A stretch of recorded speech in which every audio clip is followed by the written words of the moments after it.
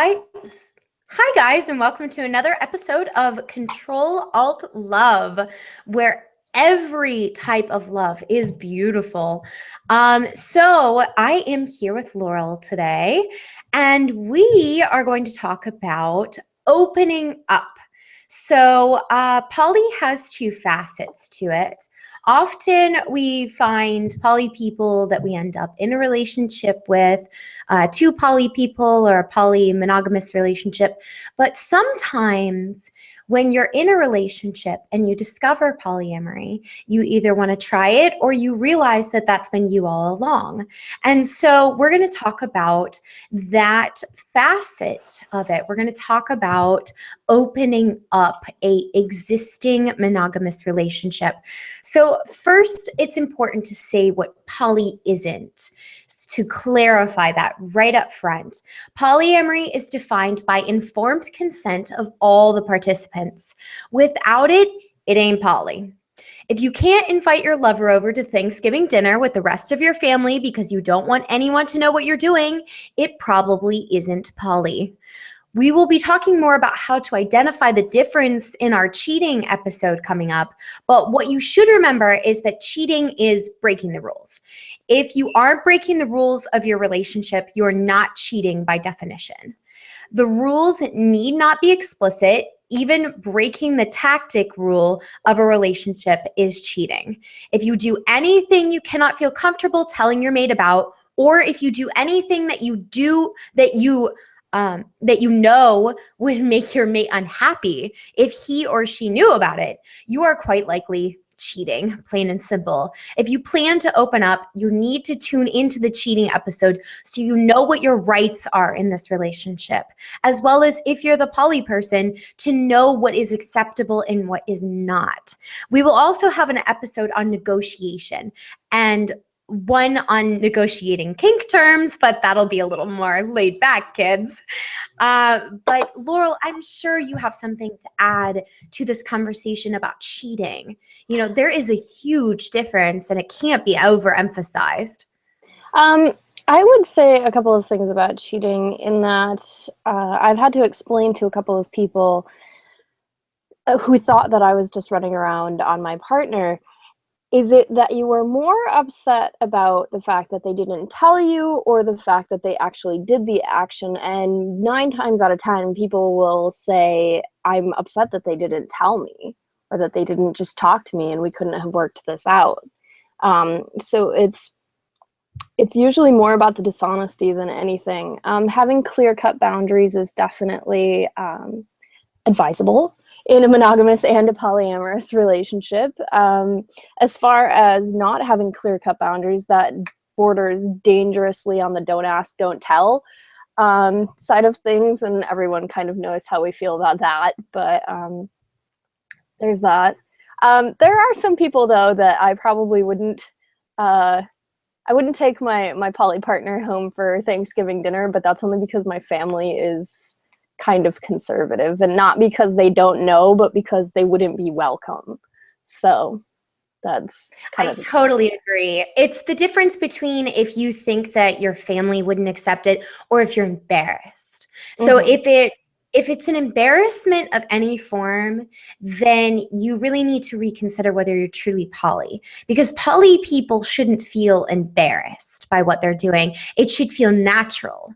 In fact, even on that note, I know, like, to begin with, there were a lot of people that I didn't want to share it with just because in this day and age, you being poly can still get you a lot of, what's the word I'm looking for? It can still get you hate. Hate, definitely. But, you know, depending on who you work for, you know, people judge all the time. So you do have to, like I usually say, you do have to pick your battles.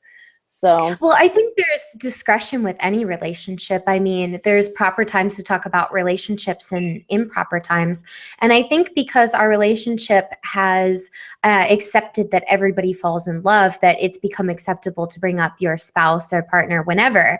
And it's not accepted to bring up your multiple partners whenever. But I think, that'll become an accepted part of our culture, and it's growing that way. But also, I think that we need to go back to a little bit more discretion.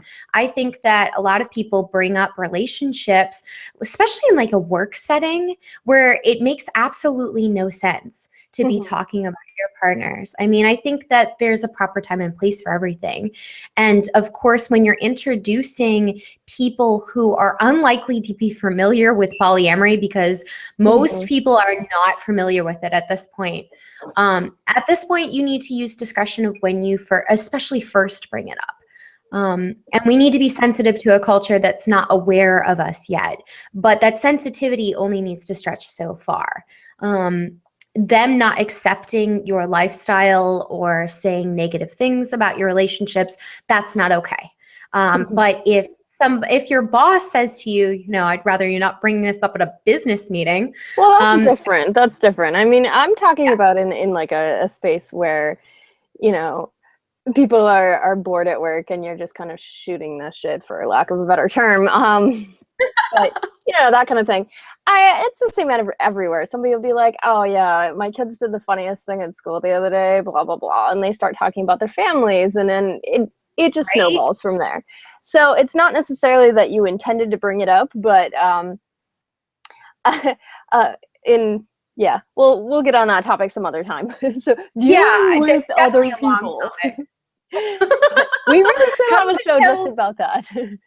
How to tell other people. Yeah, that's definitely going to be we definitely need that.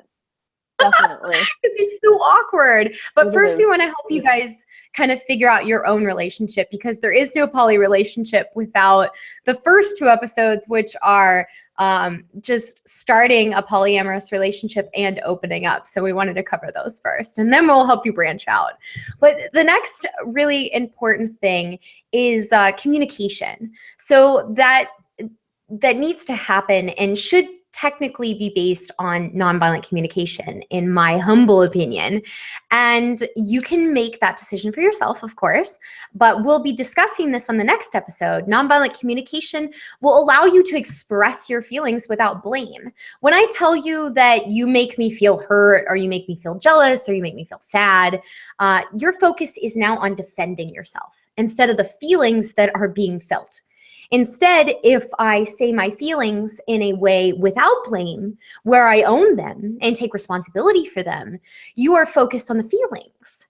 And Leslie and I talked about this in the last episode. We talked about how your feelings are your own, and though others can be a catalyst for your emotions, they can't make you feel a certain way. Only you choose to feel the way you feel about other things. So if you missed this episode, it would be worthwhile for you to go back. But in the next episode, we'll be talking about nonviolent communication and how extremely valuable it can be to good communication without blame. So the difference is the focus in that communication. What do you think, Laurel?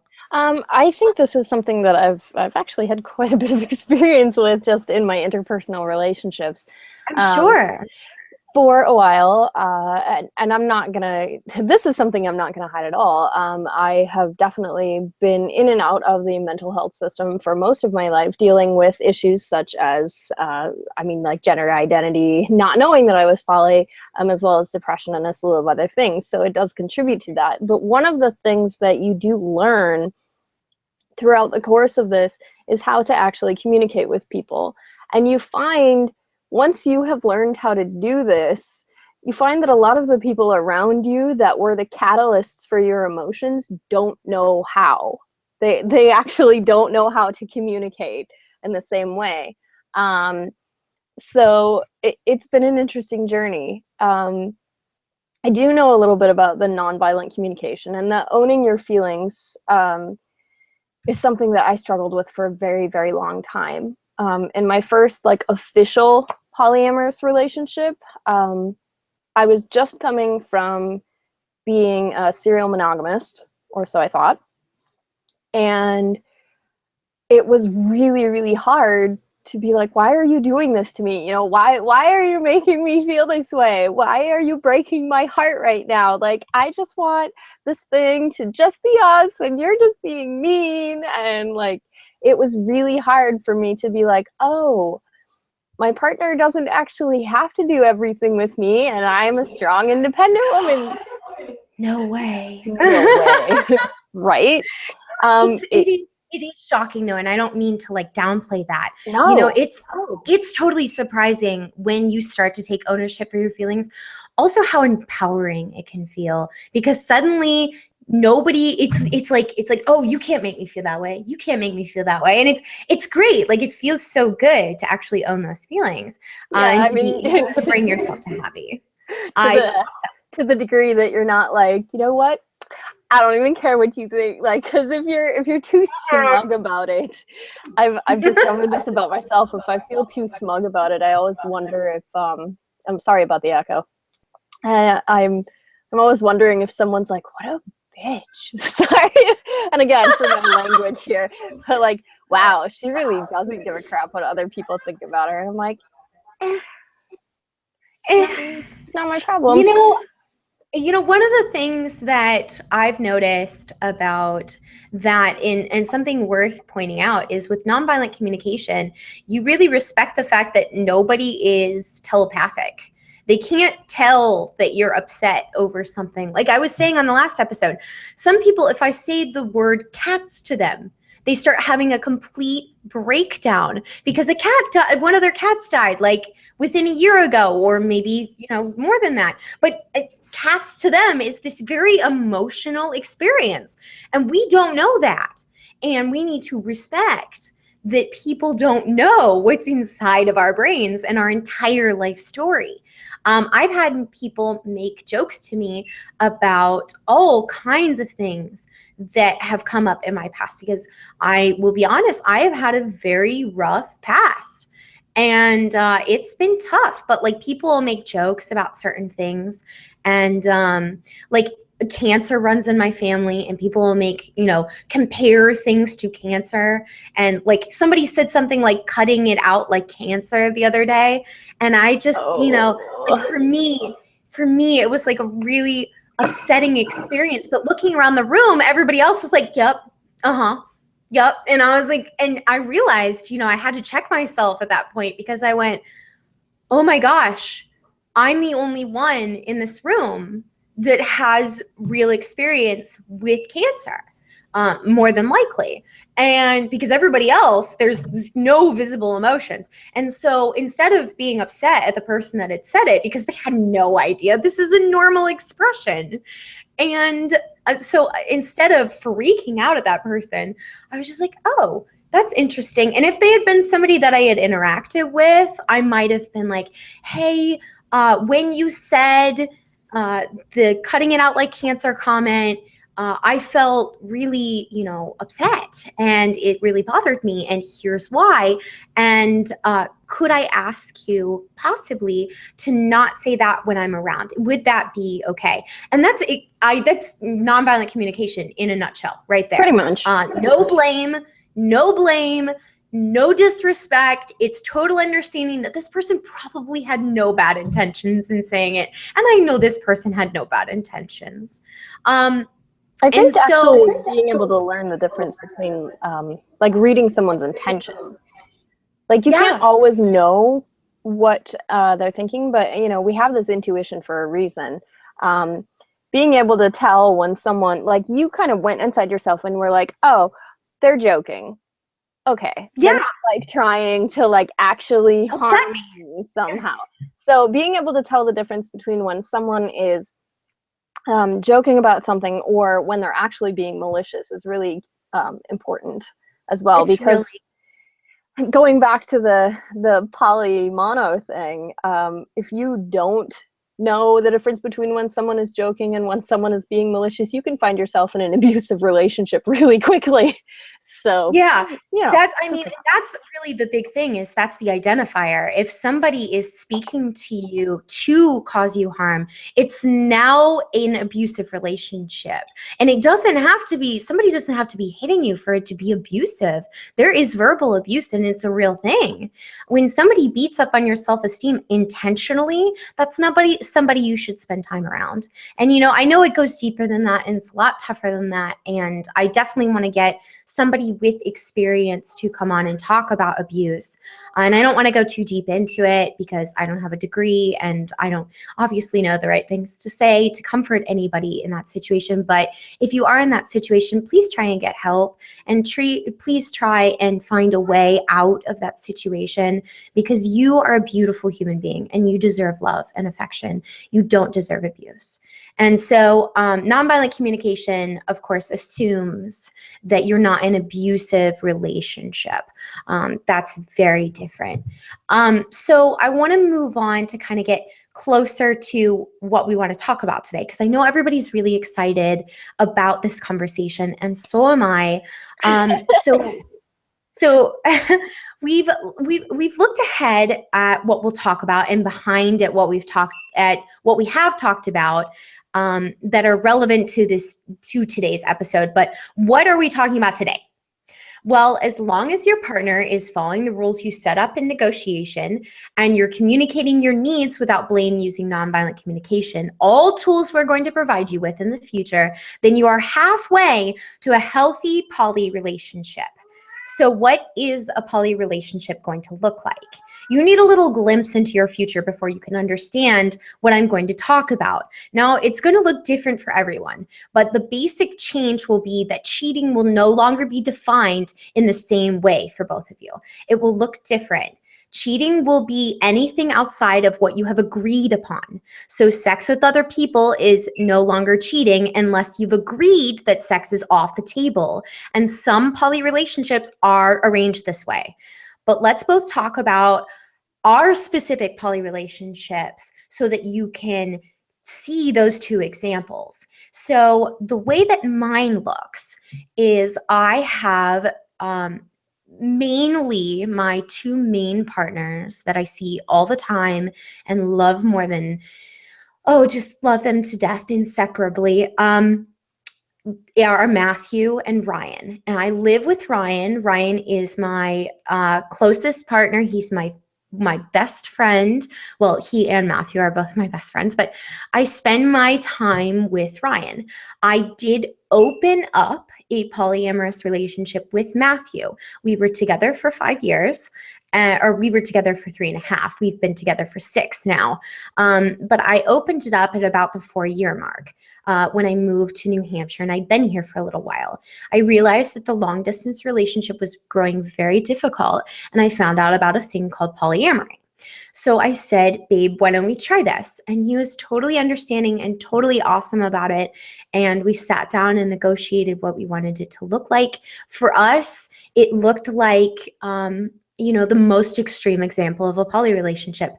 We were allowed to love other people, allowed to have sex with other people, allowed to live with other people, because we had a distance relationship, and we thought it would be ridiculous to take sex off the table, to take the possibility for moving in with somebody off the table. Mm-hmm. And that was just us. That's what we wanted, because we wanted to see each other happy. And we were both very open to this idea. And after a while of being poly, I realized I actually was poly. For me, this felt natural after I got over society's, standards of what it's supposed to look like, what I'd been raised to know as a relationship. And once I got past the stigma of feeling bad about it, something Matthew had to constantly remind me I was doing nothing wrong, because I'd apologized to him randomly out of the blue. And I met Ryan after about a 1.5 years of being here, and about a year into the poly experience, and I fell in love. And we started dating and very quickly moved in together, and we've been together ever since. We share a lot of interests in common. In fact, he and Matthew are very similar people. I definitely have a type, but and I also reach outside that type, but it seems that the people I get most committed with are a certain type. And it's not surprising. The men I tend towards don't seem to have a lot of capacity for jealousy. So I don't normally have to deal with quite as many issues as a lot of polyamorous situations. Both of my boyfriends, our situation and our setup, it's the same with both of them. I have the opportunity to have sex with other people. I have the opportunity to love other people.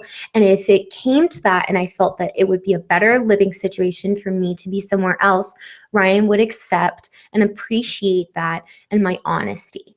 And so I live a very polyamorous lifestyle. I also have a partner who I don't feel comfortable mentioning their name because we're not super, super, we don't see each other a lot, but he is very special to me. And I am currently dating, and I go out on dates and I have a good time. Most of the time it goes nowhere. But you know, and I'm somebody that's slow to have sex, so I take my time. And so, but I can call my partner and say, because I go on a lot of trips, so I can call him and say, hey, I'm really clicking with this person. I would like to have sex with them. And he will say, that's perfectly okay. Thank you for telling me beforehand. And that's all I have to do is a little phone call, and he feels better about it. Now, it's not going to be the same for everybody. This is a very, very interesting poly situation. I've never quite heard of couples being this relaxed and this comfortable with each other. Matthew is poly, however, he has been on a few dates and not met the right person.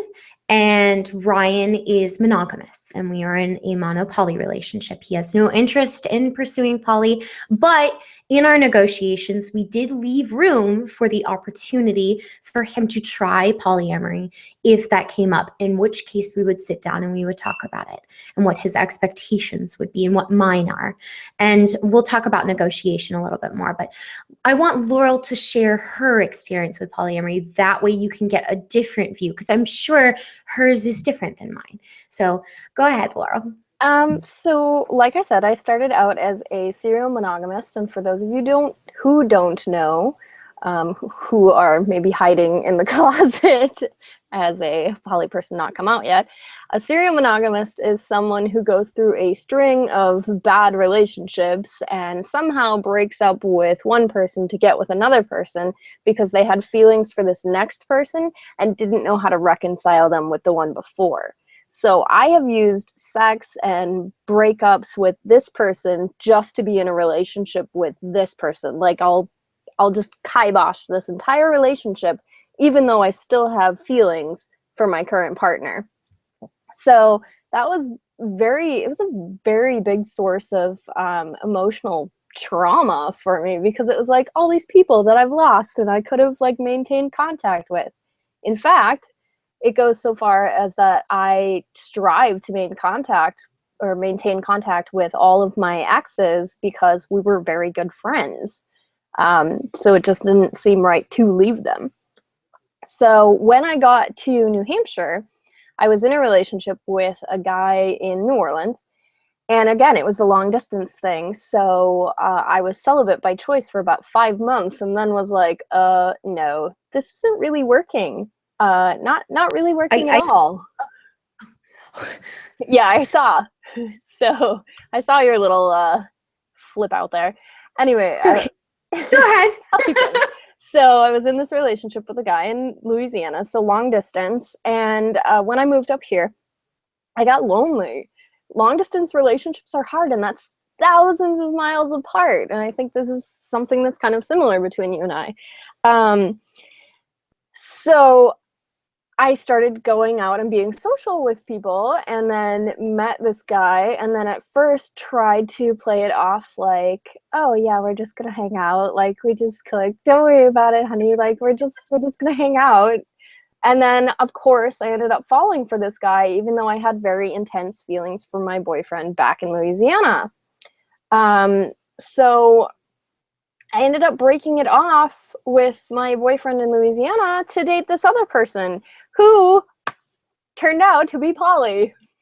So Look at that. Yeah, no, it turned out to be poly. Well, in the beginning, yeah, I'm also gonna not name names. It's okay. But yeah, it's okay.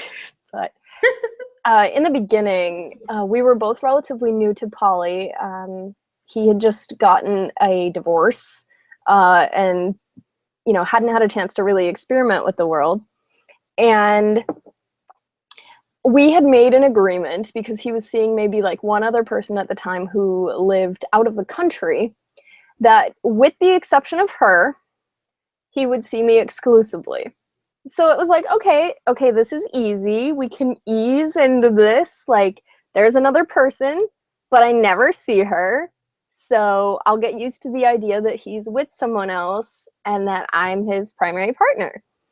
She moved back.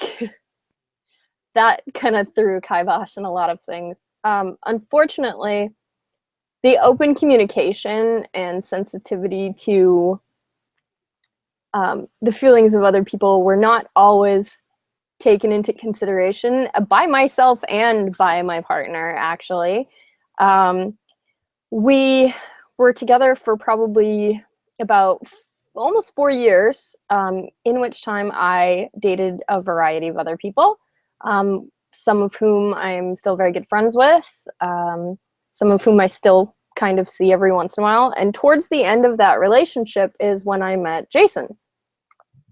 So Jason, for those of you who haven't tuned in recently, is my fiance. Yes, we're getting married, but not in the traditional state sense of the word. He, again, this is a way that Lauren and I are very similar. We currently are with men who tend not to be jealous almost at all, which is great. He is also monogamous, or in our case, I should say monogamish, because again, there's that openness to our little contract, whether spoken or written, that we have the room to negotiate if he wants to ever experiment with it. And those of you who have tuned in before have heard him talk about how he's interested in the prospect of it because it would allow him to have a deeper understanding. It would allow him to experiment more with his capacity to love. And those of you who have met Jason know that he is a bundle of love. Like that's what he does. Like that's his thing. So for us, cute. He's adorable. But for us, we never really opened it up. He knew going into it that I was already seeing 2 other people. And I'm like, I'm not going to be monogamous with you. I'm just telling you right now. Even if you're the only person that I'm dating, which is pretty true at the current point in time, I'm never going to be monogamous. I can't go back. Like I would chafe. Like I would sit there being like, why do I need to like have some interactions with people? I need to like give people my love. I need to, have these connections with people. It would be really hard for me to go back. And he never once questioned it. So I would say that my experience with opening up a poly relationship is from like me being the monogamous-ish person.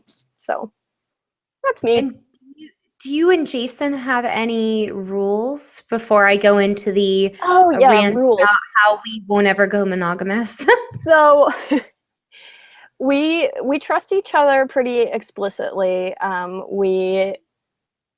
If I'm out somewhere and I have a connection with someone and I feel like I want to do anything with them, again, I kind of do the thing where like I'll text or call or something and be like, hey, this is what's going on. I want to respect your feelings, so let me know what you think, kind of thing. And more often than not, if he were to have a problem and say, I'm not really comfortable with that tonight, can we talk about it? That'd be great. I'm not necessarily like shelving the idea of being with another person just because he's uncomfortable, but we are going to I'm going to restrain myself for, one evening because Jason's more important to me. And I think that's really important. As far as things like physicality, for a while, like, I don't want to get like too in detail, but like as far as like fluid bonding used to go, like being intimate with other people, at one point there were several people with whom I was fluid bonded, but we were all like very aware of like testing and like we all knew each other and knew like what was going on with who. So it wasn't really that much of a big deal. However, it's just me and Jason now. And while we haven't discussed this, I've gone back to the idea of using a more protective form of, more protection with another person. Yeah. you know. Yeah, actually, Ryan and I are the same way. Actually, going into the situation, one of the things that made him feel really comfortable and something I was totally happy to agree to, in fact, I suggested it, was fluid bond monogamy. He and I are the only people that are fluid bonded. And fluid bonded, for those of you that don't know, is, and we're about to get a little uncomfortable, is when you don't use protection with a partner. You can choose to practice fluid bond monogamy, which means that you are only able to not use protection with one person. And that's something you can talk about in negotiations. And I suggest clarifying that very severely in negotiations, because it can become a huge risk if you don't know that you're not practicing fluid bond monogamy. It's an uncomfortable conversation, but it needs to be talked about. And it's the first thing I tell any new partners is that we have to use protection. I'm fluid bonded monogamously, and that is my rule. And I always do that. I always have one partner that I'm fluid bonded with. And it's not really a hierarchy thing. It's just the person that I've been seeing the longest. And I feel most comfortable being fluid bonded with them.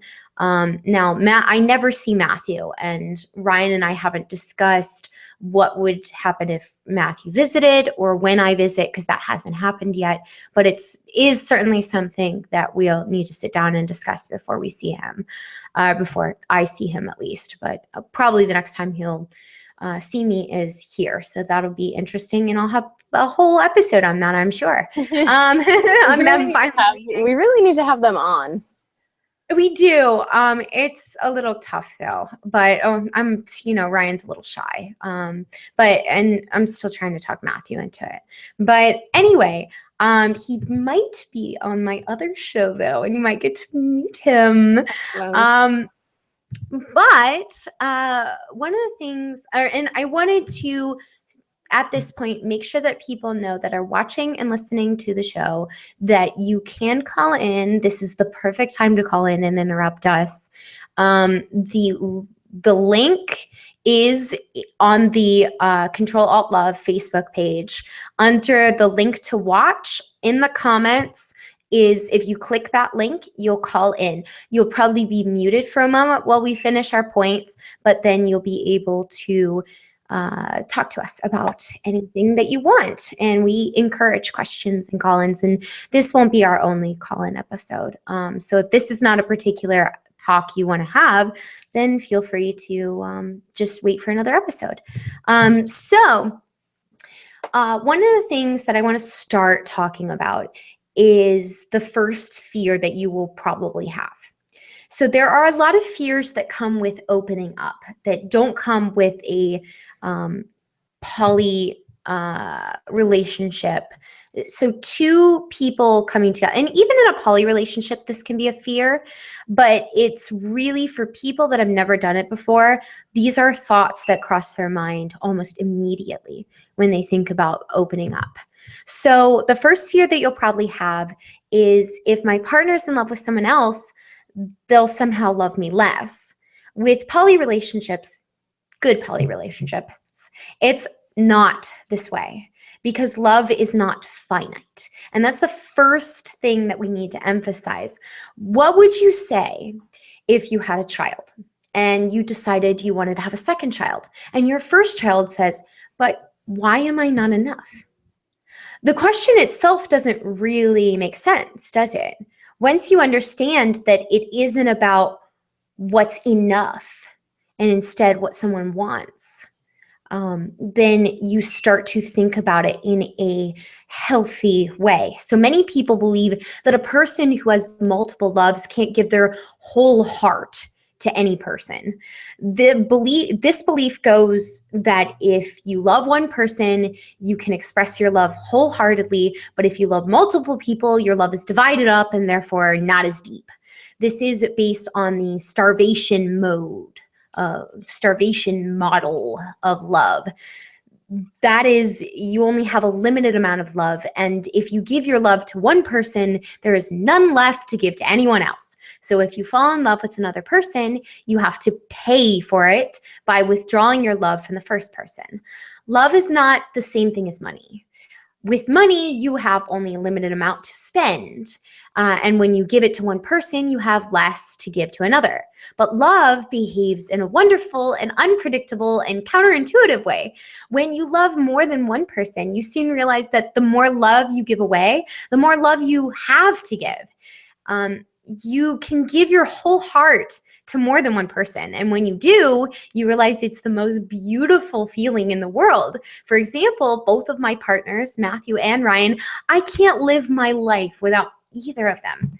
I could never, ever choose. I love them equally. And I don't love Matthew any less since I ever fell in love with Ryan.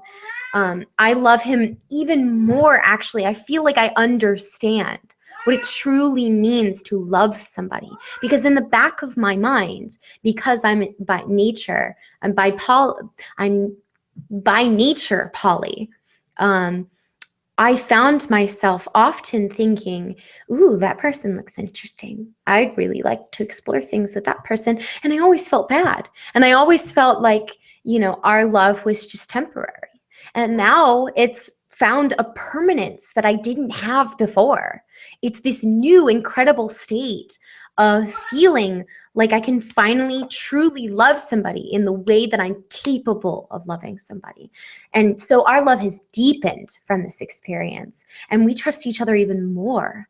And what about you, Laura? I'm sure you have a lot to say on this. I would say it's a fairly similar story. I think that anybody who's actually in a healthy poly relationship can identify with these things, and I'm sure some of them out there watching this are like, yes, I'm not alone. Some of the people out there are like, why can't I get this right? It takes practice. The first couple of times that I actually went to go see someone, even when I was in a poly relationship, it was kind of like you and Matthew, where I would call my partner and be like, I'm sorry, I did this thing and I think that I kind of like this person and I don't know what I want, but I feel really bad. And he was like, Yeah. no, it's okay. It's okay. Like, just chill out. I have found one of the things that is amazing about spreading the love around is that when you go and see another person, you get to spend time with them and their various traits and all the reasons that you love them and care about them in the first place. But when you go back to your other partner, like say me and Jason, we live together, we're primaries, I am reminded of all the things that I love about Jason. Because my partners, I don't just pick people who are exactly the same. We are not clones of each other. We don't just go, oh, I just need someone slightly like upgraded from you. No, I hang out with and spend time with all of my partners because I enjoy spending time with them, because they make my life better in some way. And it doesn't mean that Jason doesn't make my life better enough. It means that on some days, and this is a really crude argument, but on some days I want to have steak. And on some days, I want to have pizza, and I'm perfectly allowed to have both of those things. I mean, if steak and pizza were to agree to it, I would have them on the same day. So, But Ditto, girlfriend. Exactly. Ditto. I've been trying to set that up for a long time.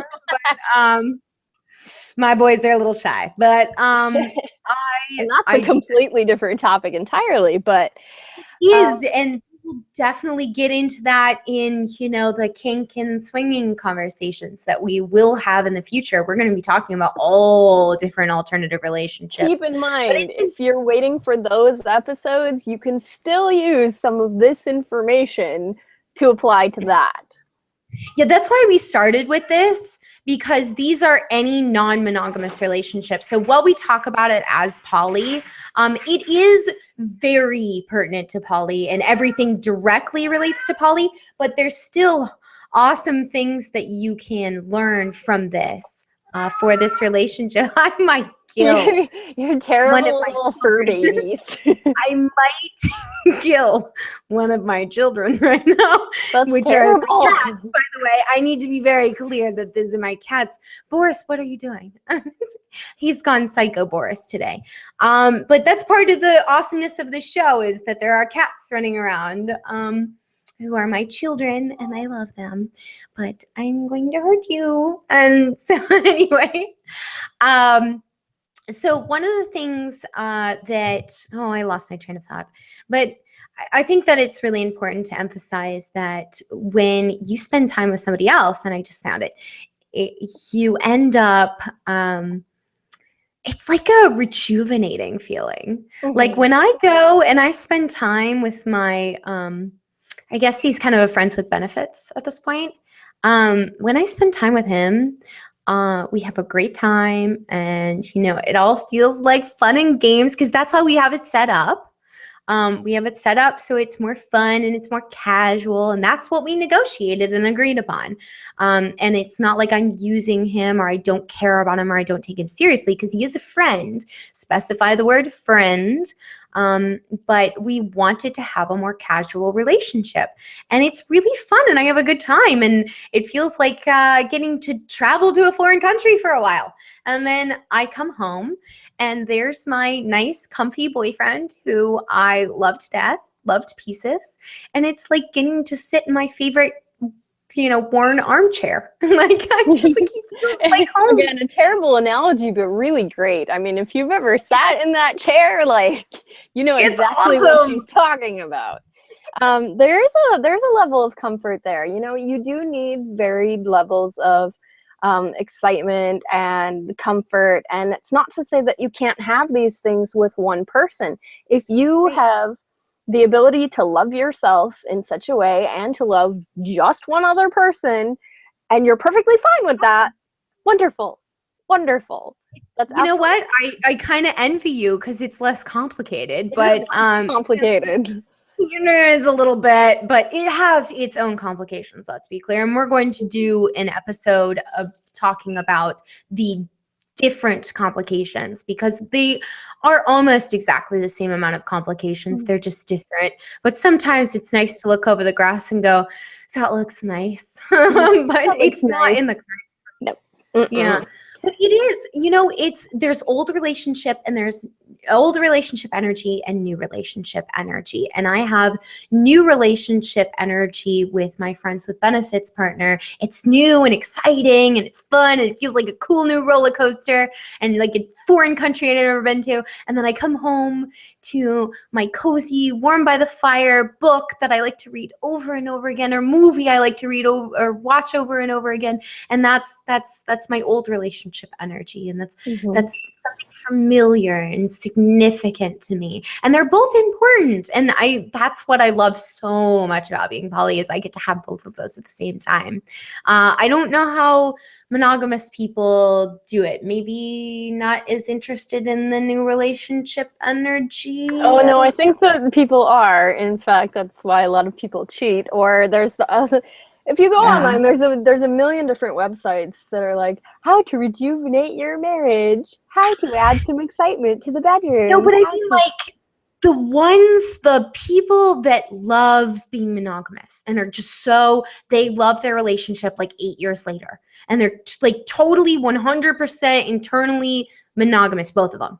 And I mean, it's like, it's hard to find that relationship, but they are out there. There are people probably just that they've emulated the new relationship energy for a long time. It's that they've tried to recreate that, and they're like very, it's not to say that either of us, because we're totally not, it's not to say that either of us are necessarily lazy in our relationships. It's that is what works for them, and they make sure that, because they have made this commitment to each other, they make sure that they are putting absolutely every single fiber and like bit of energy that they have into making it feel like it's brand new all over again.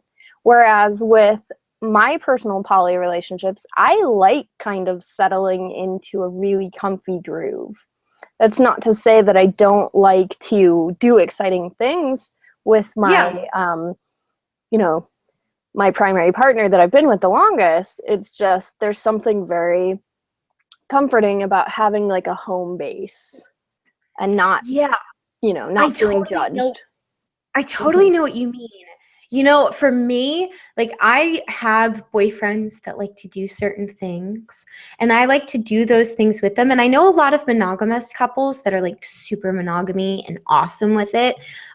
They like to do different things. And Mm-hmm. I tend to date people that likes their things and don't particularly like to do other things, and they want to do their things. And I like their things. I have a good time doing their things.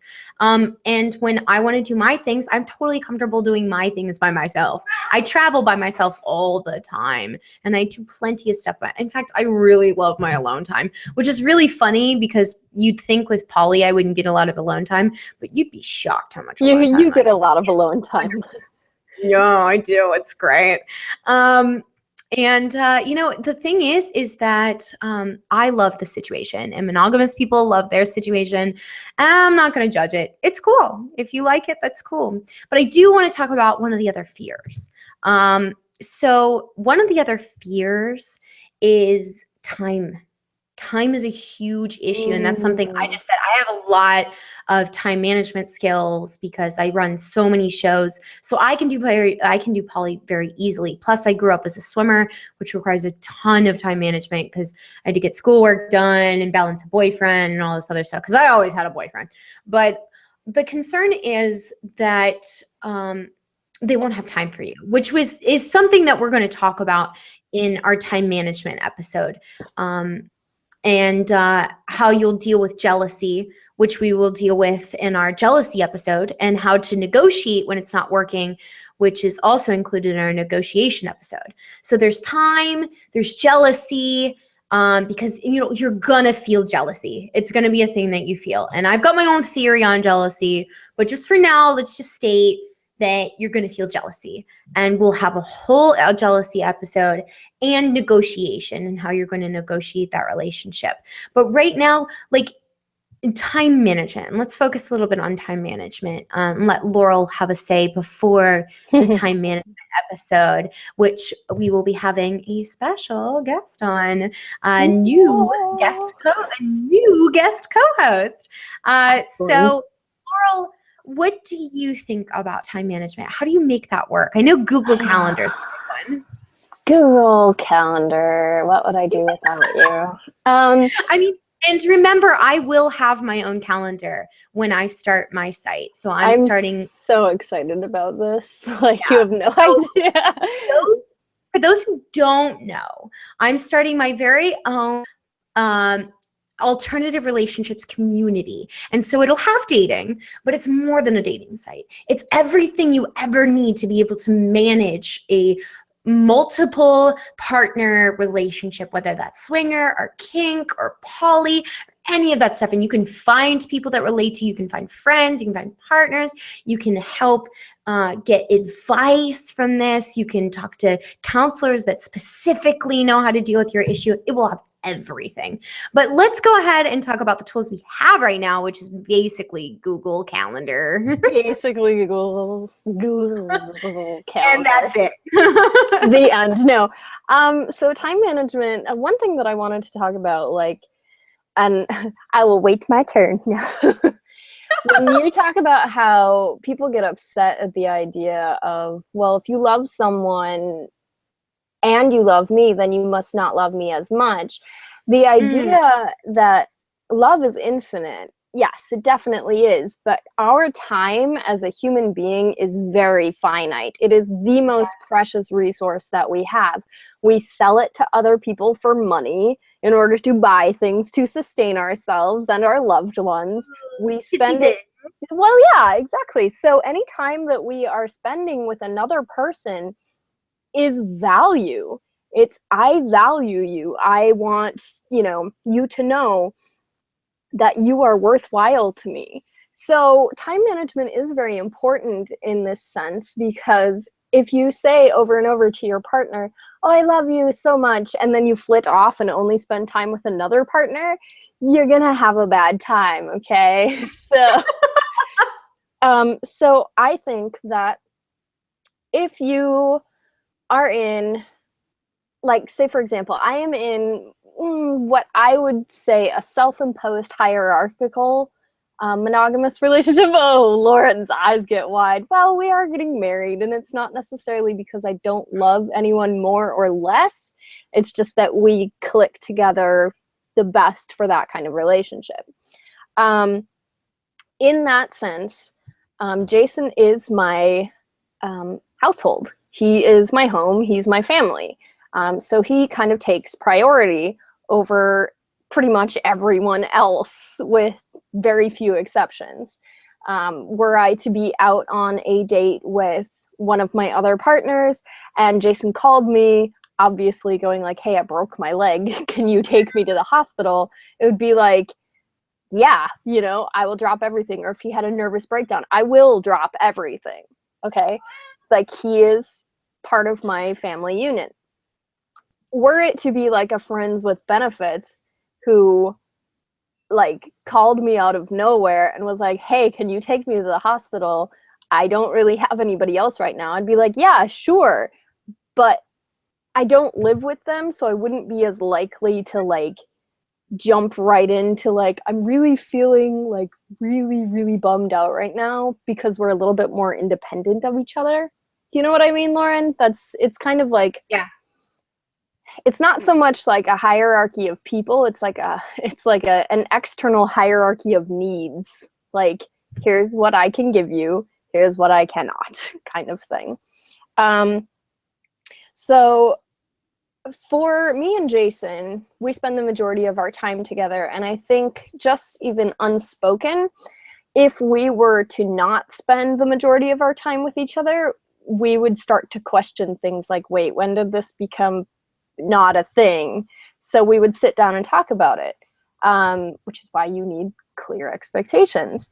I would say for the most part, my calendar looks like all of our work schedules. We assume that unless we have plans with another person on our calendar, or clearly stated to another person that we, or clearly stated to each other that we are going to probably be hanging out with each other. So that's our system. We go off of Google Calendar and we communicate to each other every day.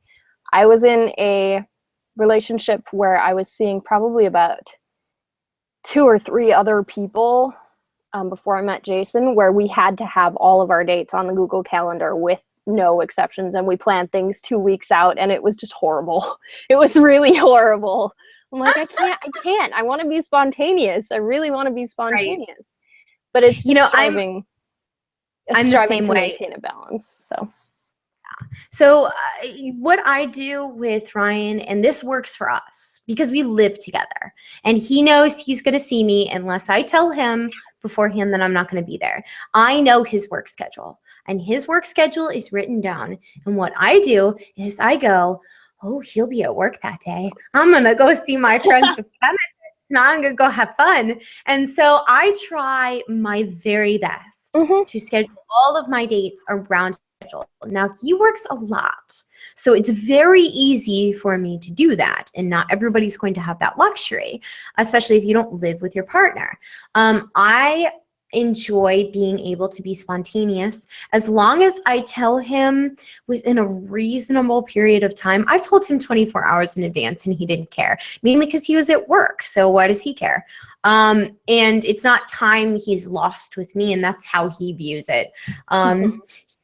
You know, because sometimes I'm like, am I telling you too close? And he's like, no, I'm not going to be there. I don't know why I would care. I don't even know why you bothered to tell me. I'm not even going to know you're gone. And I'm like, you're so cute. Like, I'm telling you because I would feel crappy. Right, exactly. Especially if I decide to spend the night and he comes home and it's then you're like, not there. What happened to Lauren? Like, yeah, no, exactly. Yeah. So it's like, it's more of a courtesy than actually like in a relationship where you actually have that healthy communication. It's more of a courtesy than it is like permission. For example, Jason has told me straight up, you have no limits with other people.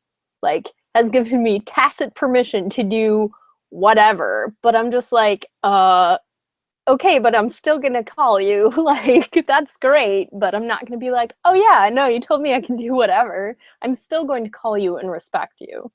So. Yeah. It was funny because I remember the specific situation where I asked Ryan if he has any rules that he would like to lay down, that we can negotiate on.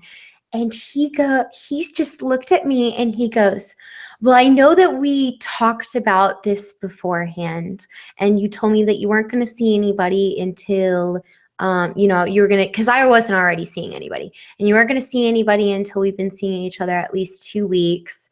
And, you had moved in for like 2 weeks. And so I wasn't going to date during those 2 weeks.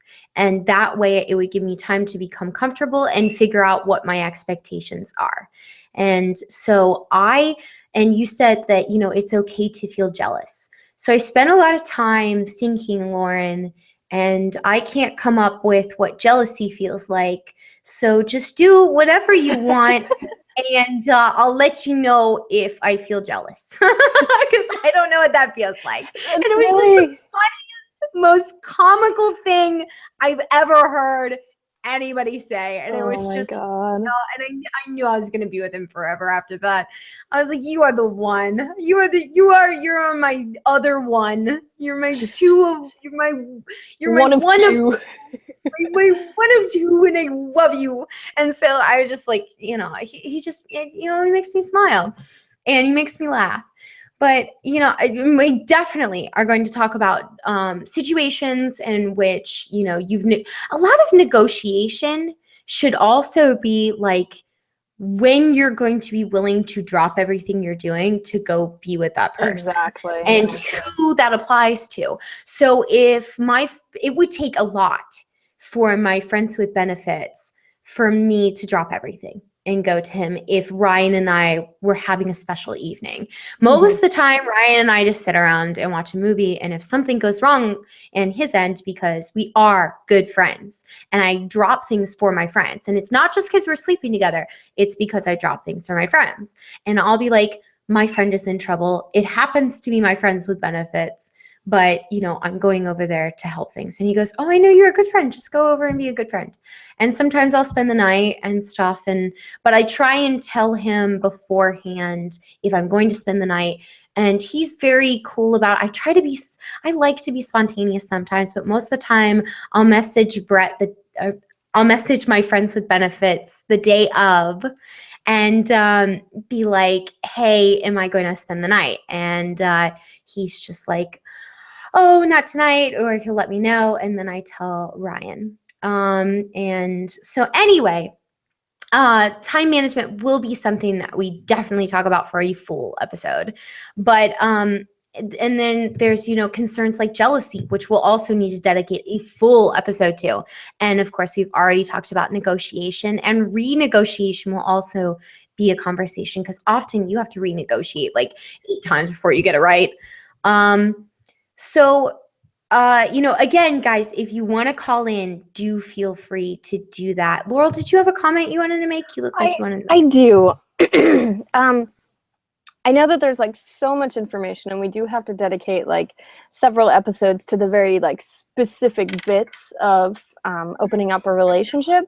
But one thing that I would highly, highly stress, and I know people have said this before, if you are in a relationship that is fulfilling to you, if you are very dedicated to this person and you want to open up your relationship, but they're not quite comfortable with it, and you want to stay with them, you have to move as fast as the slowest partner. If that is something that you want, if that's something that you need in your life, you have to move slowly. Okay? Like, obviously, if you have a very strong relationship of like 40 years or something like that, and you want to open your relationship up, it's going to be difficult, but I can't see you just dropping it like a rock, being like, I've been miserable this entire time, I don't want to be with you anymore. You have to move slowly. And I think that's something that I didn't get to experience right away, and that's something that I work on pretty hard with Jason. So. And that's really important in the opening up part, because this is somebody that you clearly still have feelings for, or you wouldn't have said, I have feelings for someone else. You would have just left them. It would have been obvious to you that you still love this person, but now you love this new person, so what do you do? And so you wouldn't be having this conversation if it weren't important to you. And so otherwise, serial monogamy is always, I guess, a solution. It never brought me any happiness, but it might for some people. So, and some kinks don't do anything for me either. So, but the point is that we all love differently and we're all comfortable with different things.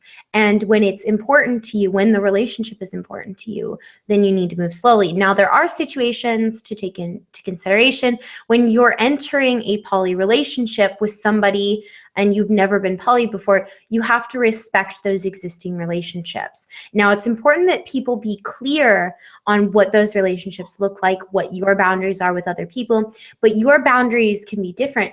But you need to understand that those boundaries that you've been operating under with your other partners need to be taken into very serious consideration. That person is not going to just drop everything they've been doing and suddenly, change everything about them.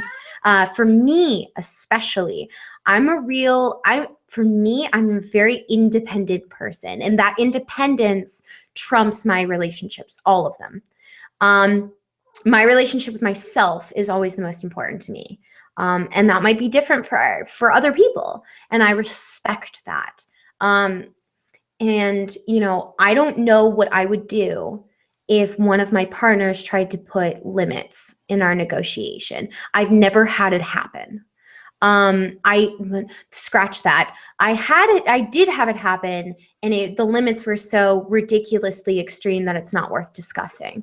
That was the cowboy I spoke about in the very first episode. But I would be uncomfortable at a certain set of limits, and I would have to just pass on the relationship. As much as it would bother me, I really like having my independence, and that's not applicable for everybody. And so first, consider what you want. And if you can work to make something work between the both of you, that's awesome. But don't compromise too much of what you want, because then it's, down the road, you're going to realize that the relationship wasn't very fulfilling. And definitely don't give up your other partners that you've been with for a long time just for this person to make them happy. Please don't do that. I have done that, and it's bad. Don't do it. And that goes back to the point. Don't enter a relationship with somebody that is polyamorous hoping that eventually they'll become monogamous. They will not. You should never wait around for that. That was in one of the first warning signs. You can't be with somebody who's poly if that's something that you ever expect. Even when we're being monogamous with you, we're still poly. And we're still open. Even when I'm marrying Jason, which most people think traditionally, oh, you're getting married, that must mean you're monogamous. Nope.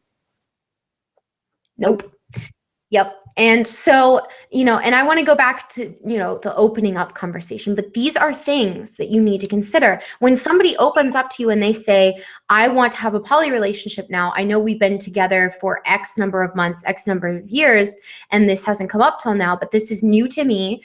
I'm nervous. I'm scared. I want to know what you think.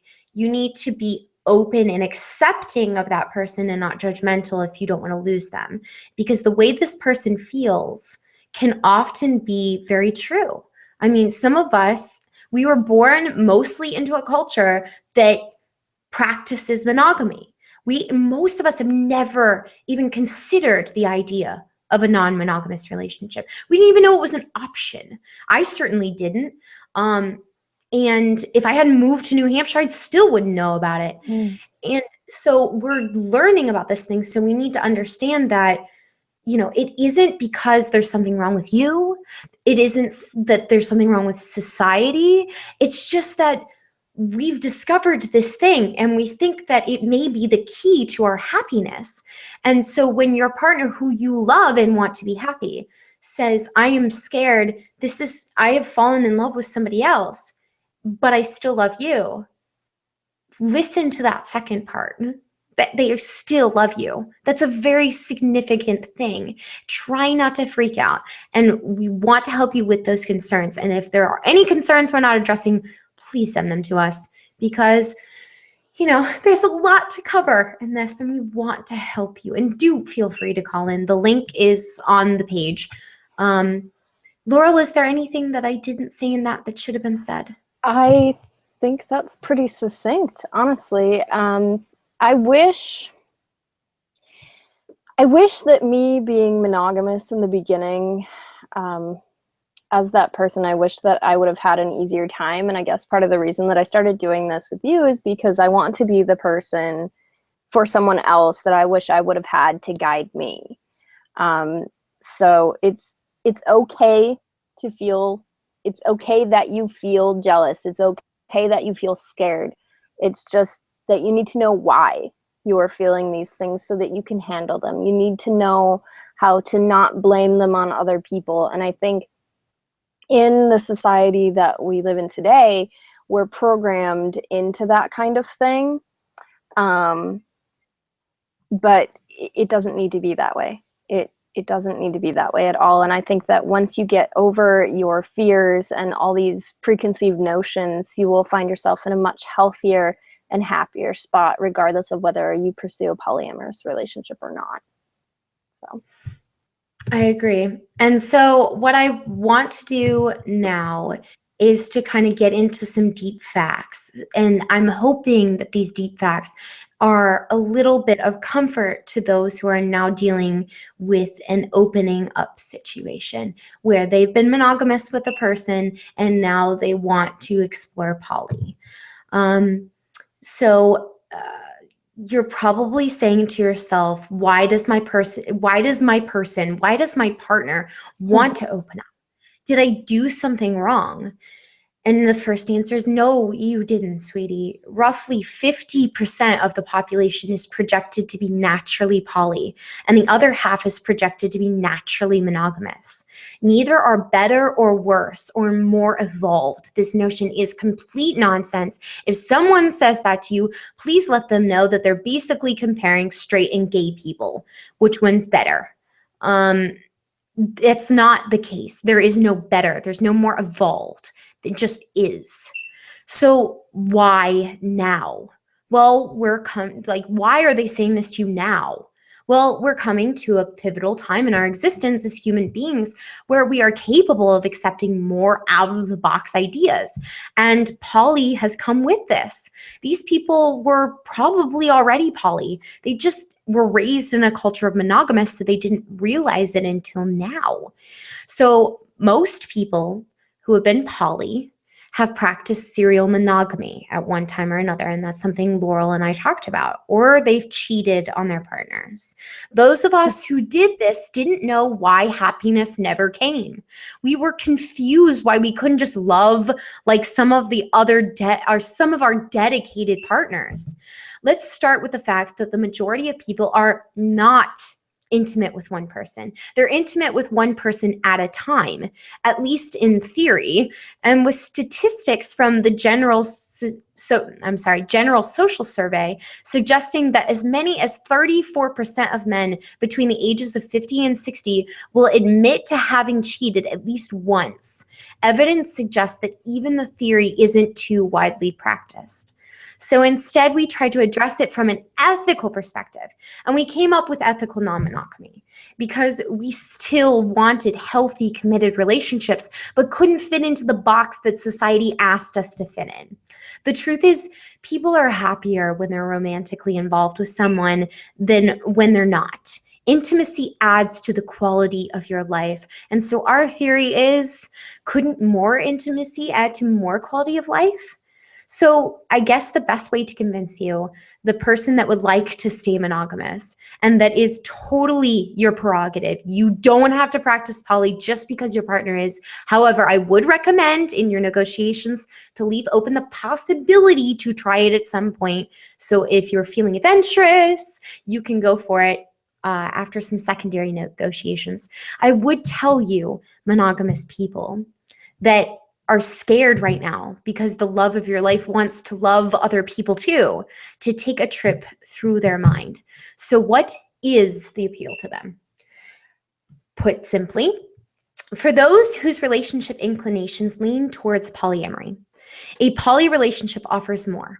When you have more than two people involved in your relationship, it offers you resources and perspectives that you don't have in a monogamous relationship. If one person is feeling down or has a problem, that person has two or more people to turn to for support. With more eyes on a relationship problem or a problem at work or whatever, sometimes the situation is easier to find. The solution is easier to find. And it's great for your sex life, by the way. I'm a creative person in bed. On my better days, I like to think I'm very creative in bed. But the fact is, no human being has seen or done it all. In fact, no human being can even begin to scratch the surface of cool things to do in bed.